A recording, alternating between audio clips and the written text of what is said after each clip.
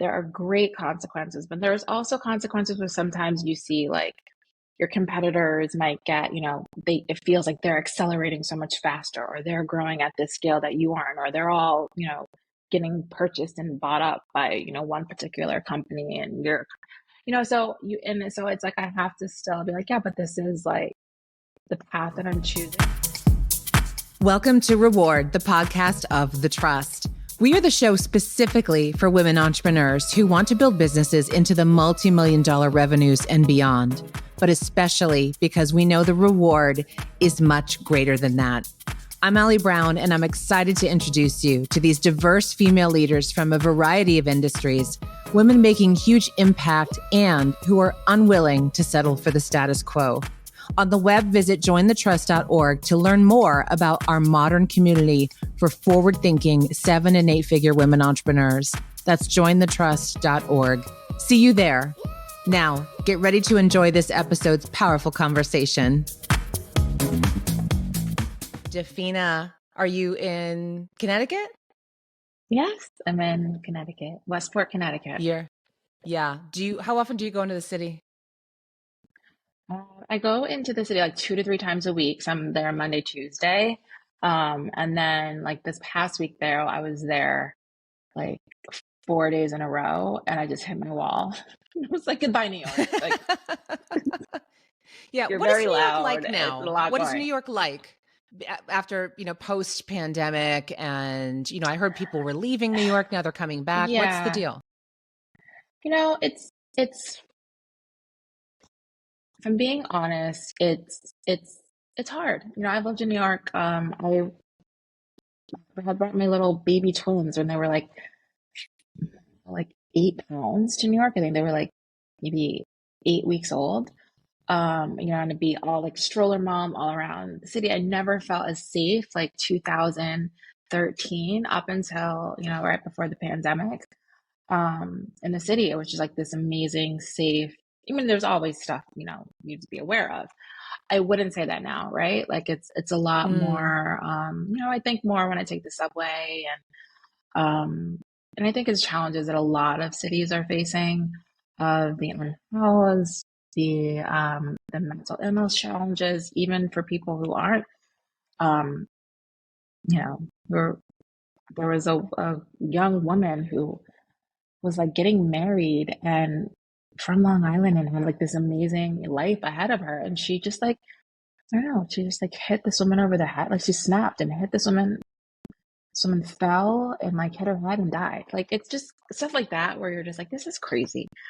But at the same time, you go back and it's like the energy is there, the that rebuilding sense of like New York. I've been in New York, I lived there during 9/11. I lived there um post COVID. We're survivors and we're gonna build it back. It's gonna be amazing. But I think there's some real challenges that you actually experience, running a Yeah. business there, going in and out. But, Yeah. So still New York. it's still where everything happens, isn't it? Yeah. Still like, where like, I say it's like, it still just gives you infinite permission to think really big and think bigger and go bold. And like, there's just no other city like that to me in the world. So I still, I still love it. Yeah. Tell everyone about Covet Mane and your kind of current state of the union. Yeah. So Covet Mane is a brand that sells quality hair extensions to the best hair extension specialists around the country and more around the world. We aim to be the Chanel of hair. We offer certification programs, ongoing education, the best hair. And we also just have also a really amazing community of like-minded artists who, you know, teach each other about how to grow their business, all the 360 around running a very successful hair extension business. It's like this really big collective. And I am the founder and CEO of it.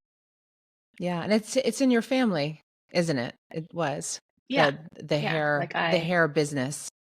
Yes, I grew up. I tell people, I'm like, I grew up behind the hair counter watched my parents use selling. They had Sunny's Beauty, and it evolved into Sunny's Hair and Wigs to, provide such a great launch pad for our family, for me to go to Georgetown, for my sisters to go to college, others to go to law school.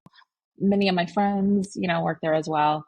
And so I always kind of, I got a glimpse into um, the power, the transformative power of owning a business. But then also just like the joy that we brought and the necessity that we were to so many people who your hair just didn't align like with what God gave you, didn't align with like who you were on the inside. You're like, I need a little bit more to work with because I'm a lot, and it's like, this is how we are. So we are Yeah. fueling, women around the world to step into that, and every woman knows that feeling, right? It's like, it's just, you can't capture it, but that's what we sell, right? Is like Yeah. that feeling. I was, So because I was about to ask you, what is it with hair? We were joking before. I'm like, there's some things I'll let go, like I'm not doing my yeah, lashes for a while. Like so yeah, we're looking at my schedule and I'm sitting here with my team, when it's starting to affect my yeah, business, yeah, like yeah. something Because had to there's give, it's right? all over the place, right? There's the It's nail all, girl is yeah, never totally. where I'm the driving lash over girl town. If you is. could like Where track me, if you could put a little tracker on me, my beauty appointments, you'd be like, what the, and like, she's yeah, driving around like, and Erica's like, really? Like, is there anything? And I'm like, I think we could, maybe I'll take a break from the lashes for a while. Cause all these things like hmm you start and you're just like, oh, you just get used to like waking yeah, up like, And then there's something about the hair though, like nothing will keep me yeah, from the yeah. hair and having it done and having extensions. And I mean, I love it now. I love the way, but what is it about that for women that is such a passion for you, and what you've created and why it continues to drive you? Well, it's so personal, and I think that you think about it so much. It frames who you are. It's a really great expression of who you are. Day in, day out. And so many of us just don't want to go quietly into to getting older. And having thinning hair or just having even like gray thinning hair, it's just not, it just doesn't align with how we still see ourselves. And so and there could be lots of different things. It's not just age, it could be like hormonal, or it could be medical. Like there's all these things where you're like, no, I still want to express what I feel when, on the inside. I want to be able to express it on the outside too. And I think hair just allows you to do that. And then I think, especially for me as I got to be, with children and, I just, I wanted to be more high maintenance in order to be low maintenance, which I know people, it sounds weird, but there is something about like when your hair is just like, when you have your hair extensions in, you can kind of like eke out a blowout a little bit longer. Your ponytails look better. I don't know. You just look, it is more low maintenance because when I Mm-hmm. just have my hair, I'm just like never satisfied. I'm always fussing with it. I have to get the blowouts. Like, it's just, and I think that's kind of who our audience is like our clientele is, um, this is a part of our lives. And there's not that much variation in how we express it. We're, this is become a part of, like, it's like with you, it's like, that is Allie Brown that I am looking at. Right. And your Yeah. hair is just, and it just looks like your hair. And so I Yep. think that's really what we've tapped into. Yeah. I think especially as I'm about to turn 52, Wow. I feel though better than I felt in a hmm long time. And I Yeah. feel like when I look a certain way, it's expressing how I'm feeling to Yes. myself, to others, everything. It is like an alignment thing. Um, hmm your company has gone through tremendous growth over the last like 5, 6 years. I mean, since hmm I've met Yeah. you. Yeah. And I want to bring this up because I know that you have been taking now a completely different angle to growing Covet in Maine than you were looking at, let's say, like 3 years Yeah. ago. You were looking at growing a certain way and thought, well, that means we have to do ABC. We're going to do it, Yeah. and then now you're doing things in a different way. Can you talk about that Yeah. shift for you? Yeah. Yeah. I think that there is this, for me, I felt this strange boredom in my world because I think once you hit certain levels of revenue, there aren't a ton of models that are more influenced by like feminine ways of approaching a business. That's just been my experience. It's not to say it's not true. That's just my experience. And so Mm-hmm. when you kind of start bringing in the consultants and they're like, you do this, you do that, and then you go, you raise money or you go, and it's the only level of success is this like you're a 10-figure brand and you're leverage of the tilt and you're this, you maximize profitability and you've raised all these rounds and you know, for certain industries that absolutely is like I can see why that's necessary, but I kept coming back to, I'm like, yeah, but this just doesn't align with me. And I started having a sense of like, I still love this, the intimate, the in-person, the things that don't scale, right? I trust though that, having like, I want this to be around for a really long time. And I think I just stretch out what that definition looks like and just like Mm-hmm. step into my patience more. And then also to just like enjoy it. I think it's like that's hard to do. It's not that it's hard to do. There's just not a lot of how do you model that out? Like how do you put that in your projections? Um, so I've been doing that Mm. more.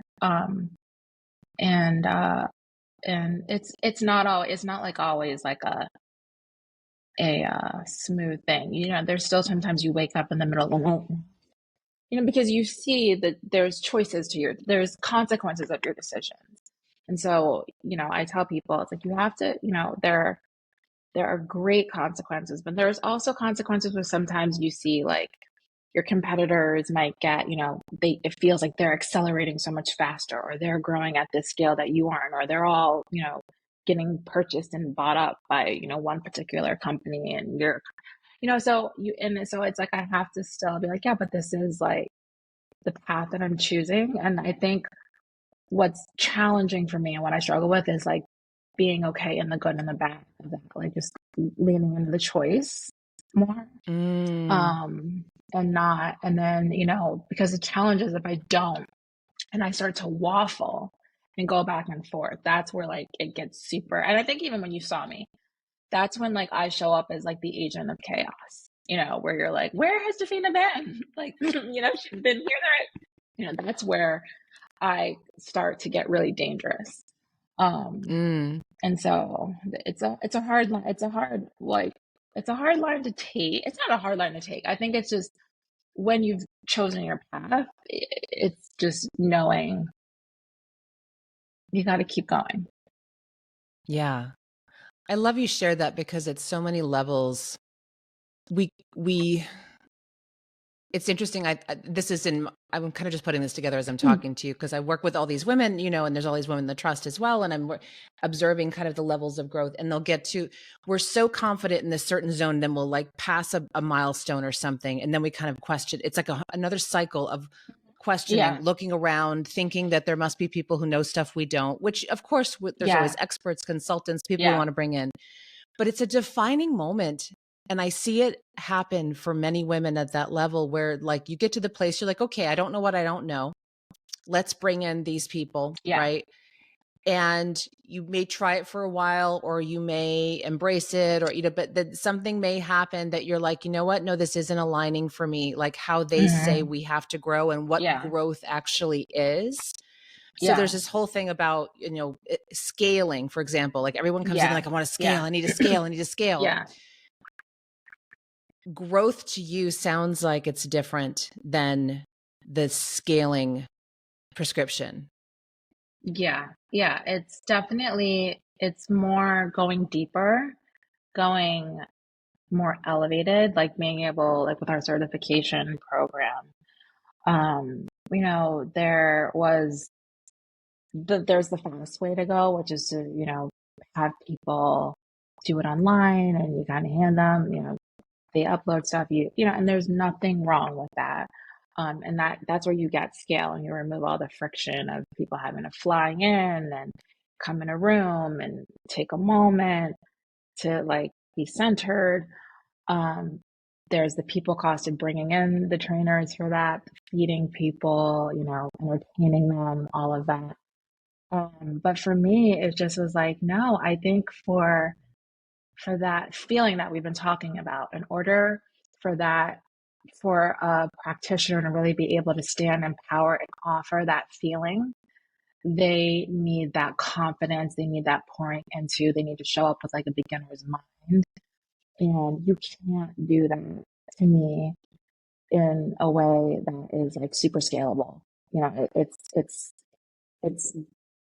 deeper and more patient, and we get some. And then also, I just enjoy it. Like I just love hearing and seeing it, and it click, and I stand so much more when we're recommending people to them. It's like, yeah, no, that person, the little flick in their wrist that makes that difference. Like we made sure that connected. It's a little like genius in the details type of thing. Mm. But it's just I think, and that can play out over a lot of things. It can be your product offering where people like offer more, more, more, more, more. But I'm like, well, is more always better? Is it the right align? It's kind of making those decisions. Yeah. You're really clear in what you stand for, though. And I know from the moment I met you, you were very clear in that. You're like, we are the Chanel of hair extensions. It's a high touch model. And so, you're very clear on what your values are. Do you have, I'm just curious, do you have like mission statements and value statements for Covenant Mhm. Maine, or does it Yeah. just kind of happen organically? You do? No, we have mission and vision, and we are anyone who works for me or has been around me will know we do a lot of like meditating and closing our eyes and embodying it and feeling it. And there's a lot of we start off our meetings with reading that mission and vision, and because and it's also because I think we were born a brand really like welded by COVID, right? We're just kind of getting started, and then here Mm. you get hit, and they're just you start, I think, and there's been a lot of subsequent challenges between the supply chain and just, I mean, we don't need to revisit it. I was like, we know there's been, and what do you tend to do when things are up? You got to go back to those. You tend to be like, wait, okay, there's so much, like, what are our values? What is our mission? And so, a lot of that was just out of like sanity's sake of just just running a business I do think that you need that. And people used to tell Yeah. me, I remember, I mean, I've been in business for a long time and people would tell me, but I just didn't really understand. And I don't know if it was like becoming I don't know what it was, but once there's certain things that people tell you when you're like, what's the secret? And you want it to be like super tactical or like, and a lot of times it's like, it's so esoteric that it's annoying. But once it, starts to click, I think it's like you're like, oh yeah, that's why the same people are saying that over. It doesn't. Mm. Yeah, it does.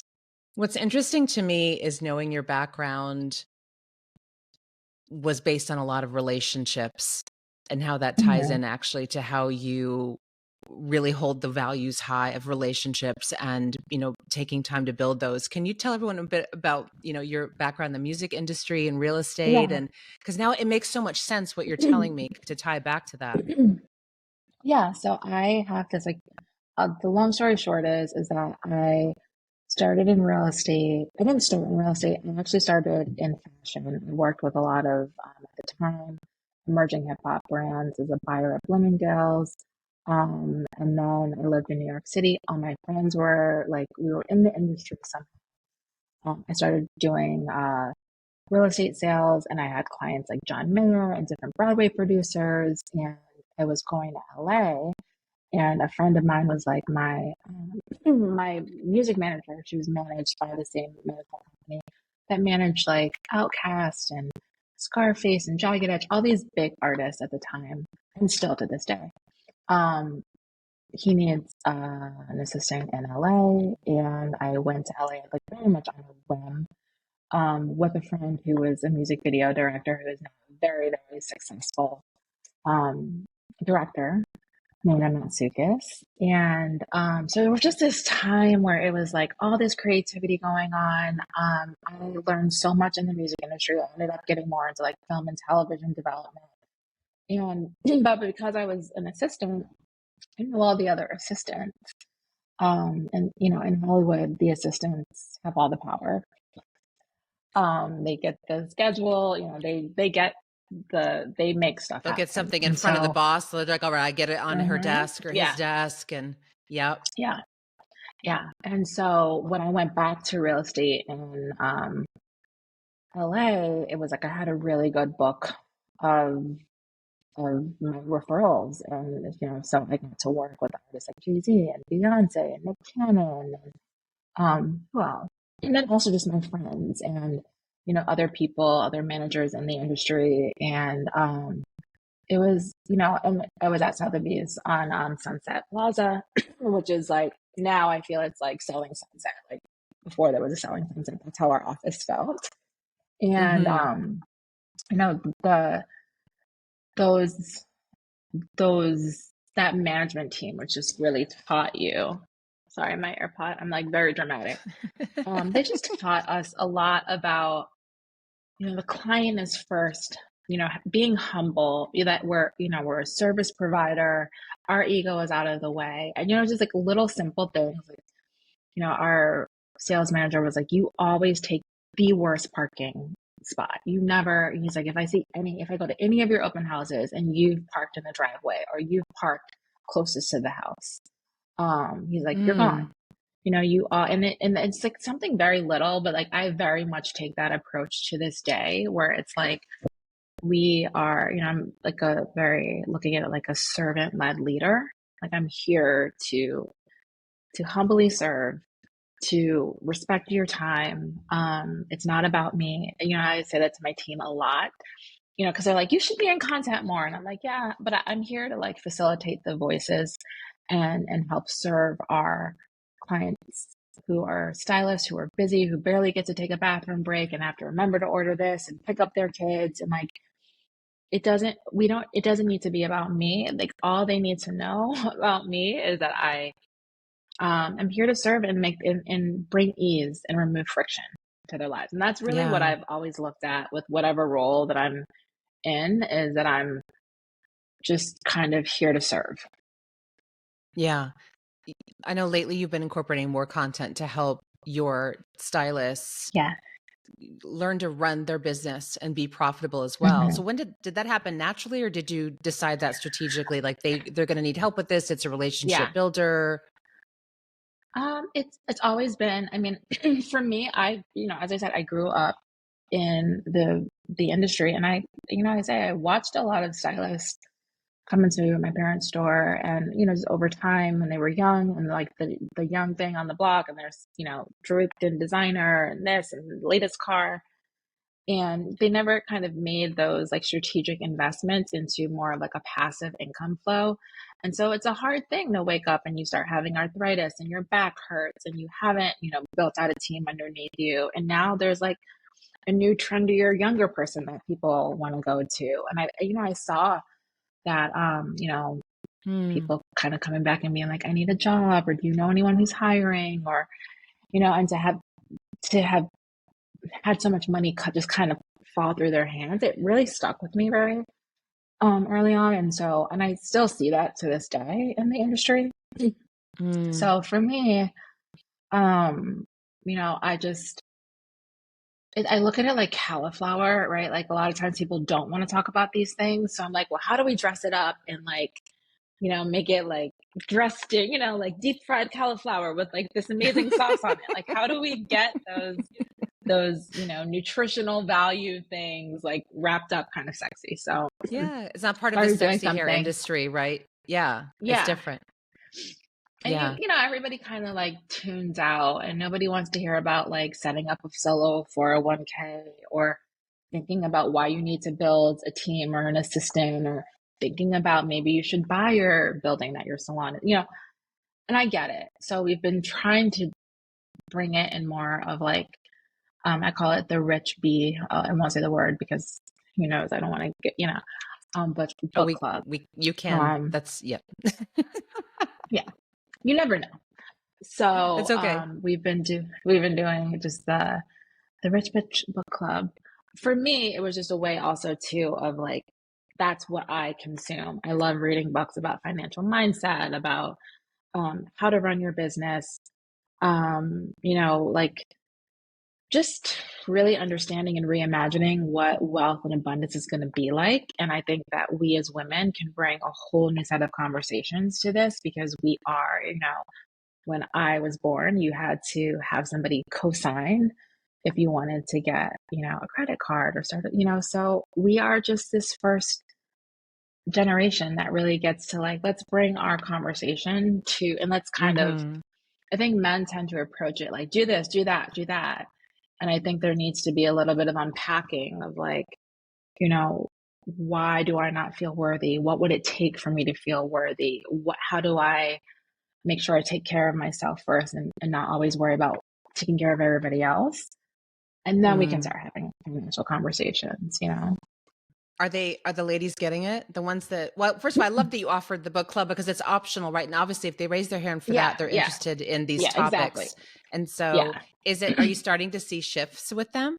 yeah, yeah. And I think some people like, and I think by having it be a book club where we're discussing, and we're not saying like this is the way or here's what you do. It's more like, what does this unpack for you? Like, what does this bring out for you? Do you, Yeah. what's your experience? I think it's also just even like a more feminine approach. Like I've always been a part of a book club over the years, but I was always like, I want to read like business books together, or like I want to read like I don't, it's like it's great to read these literary things. So, people are slowly doing it, and it's kind of back to that thing for me of like, I just keep doing it. If two people showed up, I would talk about it with just as much fervor as like if 400 people. So I think I need Mm-hmm. sometimes in my business to be able to just water my own plant too of like what I'm interested in. And, Mm-hmm. if it aligns, it aligns. If not, I'm still going to do it because it's my company. So I Yeah. get, like, well, I get to kind of sometimes have fun with it. And that's like that having, like, I think that's kind of the key is finding those new ways to like give yourself a new challenge. Like, and I feel like you've had to, have that within your business as well. Like when it stops being fun, like I need to maybe pause this and reimagine this. And, I think that I, I want to give myself permission to do that more. Yeah, it's got to stay juicy. And I think people don't talk about Yeah. that either. Like we feel guilty when it Yeah. does kind of start to feel flat or routine or like even when you're reaching all your goals, it's kind of like is it Yeah. okay that I am feeling restless or a little bored or that, I'm actually more excited about this over here which may have nothing to do with this. Well, maybe there's a way to tie it together. So if you're Yeah. listening right now, this is so common if you're feeling this. And often when the women get to, especially into the 7, 8 figures, and often when they come through my door, it's fascinating because they'll come to work on the core business, but then typically usually toward like lunchtime, if we're doing a VIP day, they'll be like, but there's this other thing. There's always something, Yeah. right? There's this Yeah. actual Yeah. other thing I want to do. And when we start unpacking it, it's really becomes a huge part in the end of what they're doing Yeah. now, and they consciously Yeah. blend it, or it becomes a whole other thing. Like it could be a Yeah. foundation or a whole other technology or just something that's kind of percolating. So don't ignore the juiciness if you're feeling Yeah. that right now. Don't ignore That's that a little good point. juicy Yeah. bit because Yeah. maybe there's something there for your clients as well, Yeah. and the people Yeah. that you work with. Yeah. I haven't asked you in ages about the boys, both Oh the yeah. kids and your husband. All Yeah. the boys you take care of So every day. yeah. Tell me Yes. what tell Yeah. me what your life is like, and how, how So Ryan's doing. yeah. So my husband is Ryan Smith. He is the 7 a.m. Sports Center anchor. He also does my favorites. You know, it's like I feel like the boys love the Sports Center stuff and all the actually more of the boys' friends. I feel like, you know, your children never appreciate what you do. They're just like, oh, that's just dad, like anchoring Sports Center. But he also does 2020 on ABC, which I'm just like a big Friday night, like what craziness happened to some family in Texas, you know, like that kind of crime, true crime thing is that's what he does that I love. I love all Mm-hmm. of it, but that's what I tend to consume most. So he does that, and we have two boys that are 9, twin boys. You know, our kids are around the same age, and I just, you know, I kind of stand like I try not to gloat a little bit, but I love having twins, right? I mean, I've always been so thankful for twins, but like this is like peak twin mom. Like, you know, the first couple years are really hard. Like they're really, you know, you're just like, what is happening? And this is just I love this phase. They It's play a great together. They have such a age. beautiful really. It's such a great age. It's such a great age. Aren't you? Yeah, I'm appreciating their relationship with each other more and observing Yeah, that and how they have these little yeah, conversations. This week's interesting because Maddie, this is their first summer doing sleepaway camp. Um, and I'm so happy. It's awesome because they're happy and I see them. It's not like I'm yeah, forcing them. yeah, yeah, Maddie talked me into it. Maddie literally came to me and I yeah, was like, I showed her this. I said, I think we found something. And what do you feel? She took my hand and said, this is Maddie. She goes, because I kept saying, are you okay? And you know, you don't have to yeah, do it. She literally yeah. took my hand and looked into my eyes and said, Mom, I love you. And I want this. It's Like, so cute. that's Like Maddie. apologizing that like I need Uh, to like get away too a little bit. Yeah. Yeah, and so she's there this week though without him. She wanted to do 2 weeks and he was going to do a week. Yeah. And so Okay. she's there and he misses her so much. Like they Well, squabble a lot, you know, yeah. they fight, but Hmm. then they Yeah. miss each other so Yeah. much. So it's interesting to Yeah. watch that. Are yours are super close? They're super close, but the same thing where like they're like, you know, but I mean, I don't know, like they spend so much time together too. I'm like, I'm always impressed. But then, you know, they squabble, but they have this really great gift of being able to work it out themselves. Like I rarely have to really intervene. I Mm, probably could do a little bit better of a time. I think a lot of the stuff too would be addressed better if I was a little bit better about giving them more one-on-one time. I'm not, you know, people say that I'm not the best one. Um, hmm. but their conflict resolution skills with each other is just like so good. Wow. It's really beautiful to see. And they do like if one's home without the other, they're like, when is he coming home? When is he coming? You know, it's Yeah, very cute. It's really cute. it's great. So what's a week like for you, all of you? So I have a very interesting week because it's like my husband and I are like almost like revolving doors early in the week because he anchors at 7 a.m. So he goes to bed at 7:30 p.m. Um, you know, and then I go into the city on Monday and Tuesday. So I usually sometimes by the time I get home, I might see him for 20 minutes, 10 minutes. He's been up since like 2:30. You know, it's very Wow. different. But then, you know, later in the week, we're more home. We are, you know, I'm still running the business though. So I'm still like doing, you know, I know I'm annoying, right? Like it's like that business energy in the home it's still, you know, whereas he's kind of off, he's done on Wednesday afternoon. So like we'll go to our early dinner tonight. But we're very much like, you know, lacrosse season is over. So we had gone to a lot of lacrosse games. We're, you know, in that phase where it's like we do our family meal. So once a week we go to out to dinner as a family, and each person in the family gets to pick where we go, and it kind Oh, of that's cool. it rotates. So we do our family Yeah. meal, a little hiking, boating. It's very like Connecticut suburban, you know. I love it, right? It's just a very but we're just in that phase where it's like there's games, play dates.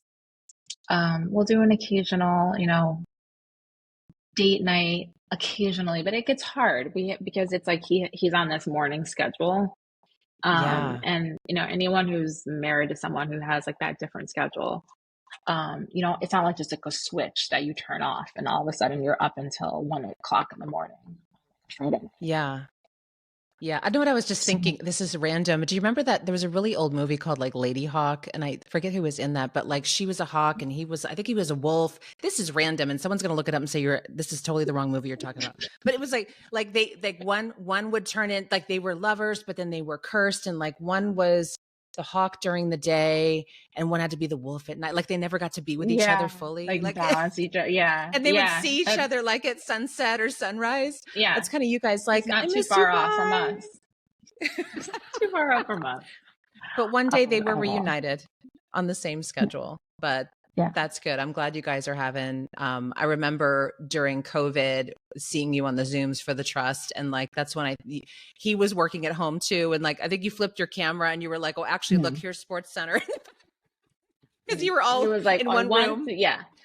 It was like There a was like the hair split, on like one Dr. Jekyll, wall. Mr. Hyde Yeah, room. And it yeah, literally and was then like Sports had. footballs, jerseys, sports books. And then you flipped it and it was like hair, pictures of hair, like inspirational quotes. You know, just like, what's going on? Totally. And that was, yeah, it sounds like you're all glad to have your little, even though you have different schedules, good to have your space back. Yes, it's definitely good. Yeah. I love having an office in the city too, where it's like, I love going, it's just a lot to commute every day. But I love being able to have a physical space that is like the embodiment of your professional. Like I think it's nice, and I think it's nice too for him um, to be able like that's what I love about his job is like when he goes in, he has a place to go. They're on, and then when he comes home, he's off. It's not like bringing a lot of Yeah. stuff home.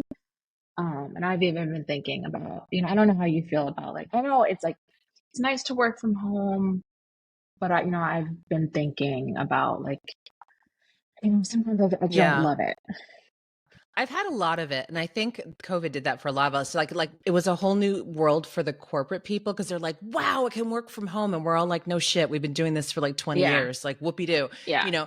yeah, And I'm so glad a lot of people though got to experience that and it's changed everything.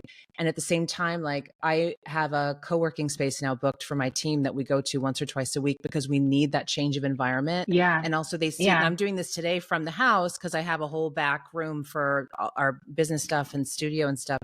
But when I want to think or not be home, because at home I'm thinking like too, like oh, I should throw in a load of darks. There's just always yes, that mom brain in there, yes, like, oh, yeah, did I take out the chicken? For yeah, me, that's very hard to shut off and I'm enjoying that yeah. separation more. So I we agree. may be I doing agree. more of that.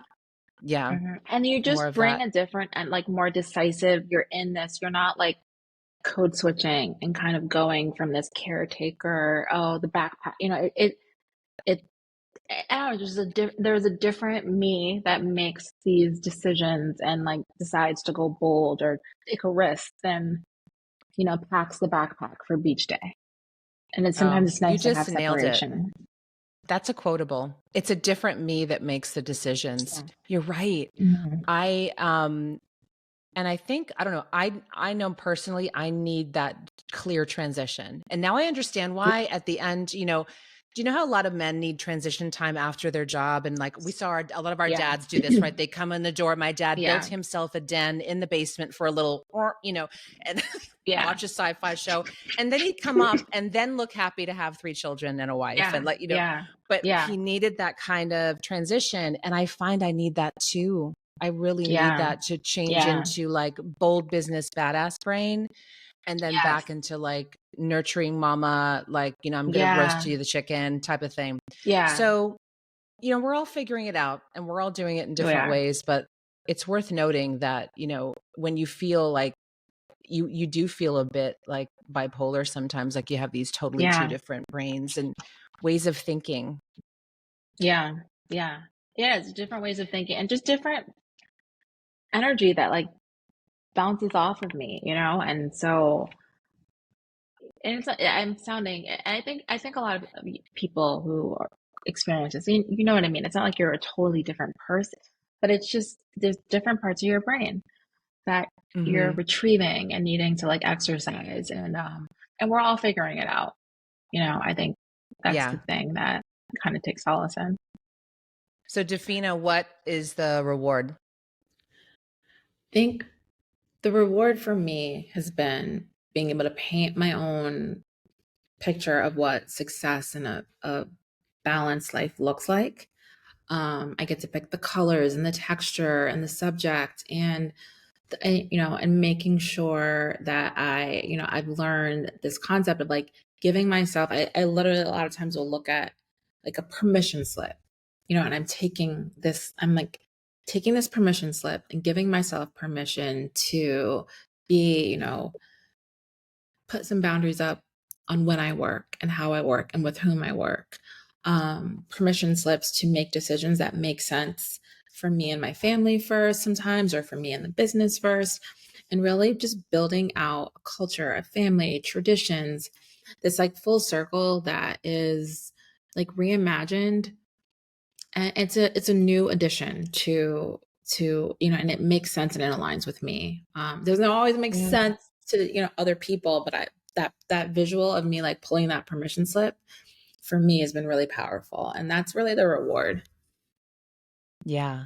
I know when I first met you back in it was 2019 or 2020, and you're one of the founding members of the trust. Yeah, And yeah, correct me if I'm wrong, but I believe at that time you were in a real transformation, I think, of deciding what you wanted this to be and who you yeah, wanted to be through it. yeah, You were making some yeah, of these decisions about like how not only how you were going to do business, but honoring who you were yeah, and who you really were at the same time. yeah. And I'd love if you could just kind of end on a bit more of that for everyone. Yeah, I think, at the time, I'm so thankful that I got to, I think I was a founding member of the trust, and I was in the room when you announced it at Iconic. That's right.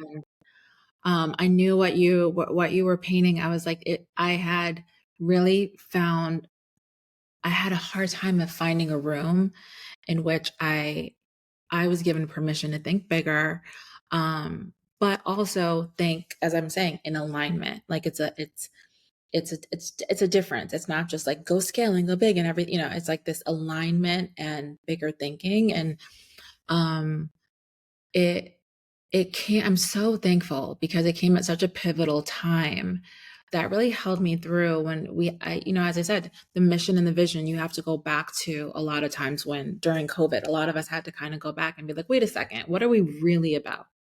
Because everything else has kind of been taken away. What are we really about? I'm just really thankful for the community and the voices, and also just, I'm one of those people, if I can see it, if I can see it in person and kind of get a sense of what this is about, I'm like, okay, yeah, that's a yes for me, or that's a no for me, um and also like I'm also one too, I'm like, I will take a cheat code. I will learn from other people's experiences and observations, and um that's what I've been so thankful for the trust, is it's really helped me kind of like crowd source the collective strength and wisdom of all of these women in a room to kind of take an informed path that makes sense for me. Mm. And everyone in that room honors who they are and each other is. I've Yeah. noticed that. Like Yeah. everyone knows it's going to be different for everyone, but Mhm. they play full out who Yeah. they are. Every Yeah. woman in that room is playing full out who she is, Yeah. encouraging others, giving them ideas, right? And if someone says, "Oh, I like the way Mhm. you do this, show me exactly how great," come Yeah. meet me after. We're going to walk through the whole thing, or I'll give you the resource, or Yeah. but there's this incredible also honoring of each other and how Yeah. different we all are and do Yeah. business differently. But the one thing in common is that word that you mentioned, is that alignment is like, Mhm. I don't see anyone in that room scaling just to scale. Like No. they're doing it in a very intentional Mhm. way Yeah. for themselves Yeah. and the people they serve. And so Yeah. thank you for being such a great model of that. And I hope we'll see you at the fall meeting, because I know You will. You you were will. there in Miami and we missed you Yes. in May, but we're I going was to see you in the Yeah. fall. And I had just been there. I had just been there, but I'm looking forward to mixing it up too in Naples. I think that will be a nice change too. I'm looking Yes. forward to that. That's going to be fun next spring. I'm Yeah. excited about that. So Yeah. it was so great to see you. I can't wait to see you Thank you for again. having And me. thank you. Take care. And where can everyone learn about you and follow you? Okay, so Covenant, Maine is, I think, the best place you can go to our website, covetandmane.com. We have, you get who we are and on Instagram. And then there's dafinasmith.com that has, just, it's not much, but if you want to know just about me and the things that I'm into is on there. Okay. And You're then, kind of quiet on social personally, aren't you? yes, that's it. And that kind of goes to, for me, what's like the alignment is like, for me, I'm just not someone who, I haven't logged on to Instagram personally in like a year. And a lot of people will say you need to build a business where you're putting yourself out on and I watch a lot of people do that very well. For me, it just didn't align. And so I have not done it. So I'm not a big personal Yeah. user of social media. I kind of like, I'm very analog in a lot of ways, use Yeah. Well, technology and I have a website, and all this stuff, but I tend to, analog's where it's at. Look, you are yeah, putting yourself out there in other ways. Social is not everything. We see that as yeah, everything, right? If we don't see it on yeah, social, then it must not be happening. yeah, Here you are though behind the scenes, like quietly making a lot of money and helping a lot of people, but it's, you're not promoting it on Instagram, and that's okay. We love you even more. All right, yeah. Dafina, take care. Okay, Have a great okay. day. Bye. Bye. I hope you enjoyed that conversation as much as I did. Subscribe now to the Reward Podcast to be sure to not miss an episode. And don't forget to visit jointhetrust.org to learn more about our modern community for forward-thinking 7- and 8-figure women entrepreneurs. You can learn more, apply to join us, or refer another woman you know who is over the $1 million mark and is ready for a different type of women's network. We have events coming up both live and online that are truly creating new possibilities for female leaders. That's jointhetrust.org. See you there.